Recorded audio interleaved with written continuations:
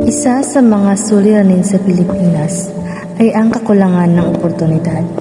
Dahil dito, maraming Pilipino ang nagpupunta sa ibang bansa para mabigyan ng mas magandang kinabukasan ang kanilang pamilya. Pero habang hinahabol natin ang tagumpay, may isang bagay na unti-unting nawawala, ang pagmamahal sa sariling wika at kultura. Isa si Maya sa mga nakaranas nito at ito ang kanyang kwento.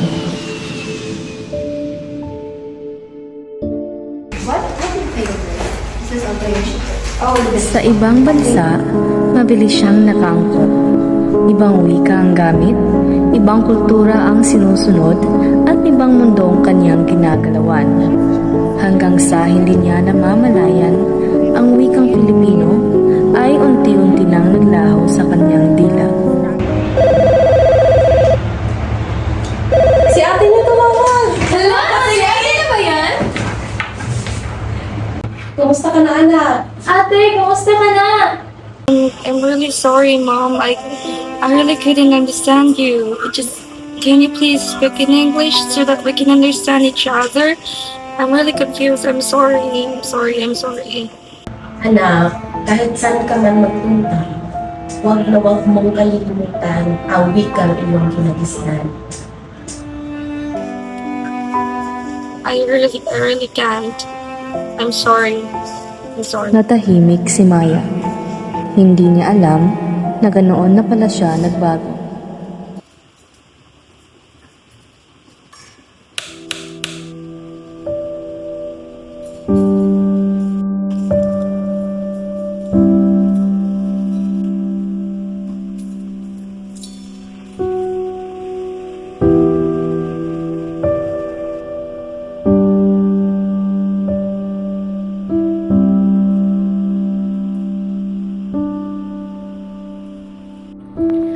What's up, you guys? It's your girl Kishi, and for today's video, we're backing up again with another word of the day.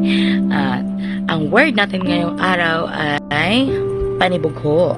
Ito yung nafe-feel mo kapag nakikita mo siyang may kasamang iba. Ano kaya?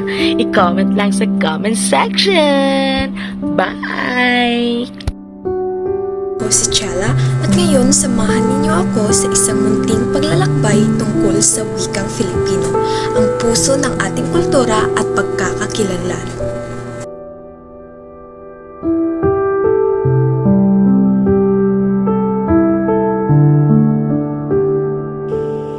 Nakita niya sa social media ang mga paalala tungkol sa kahalagahan ng wika at kung bakit dapat itong pahalagahan. At doon, tumama ang katotohanan. I need to go back where I started.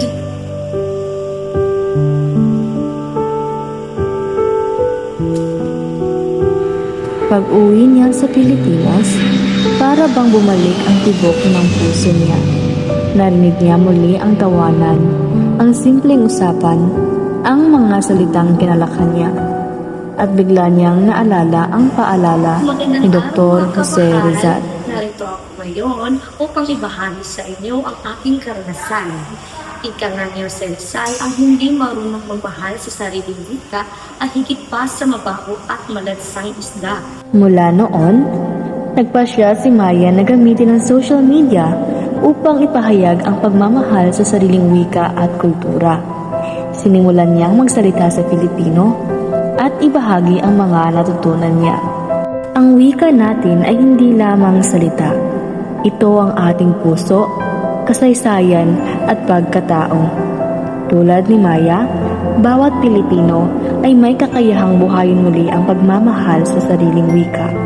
Sa simpleng paggamit nito araw-araw at sa pagpapasa nito sa susunod na henerasyon, ay binubuhay natin ang diwa ni Rizal.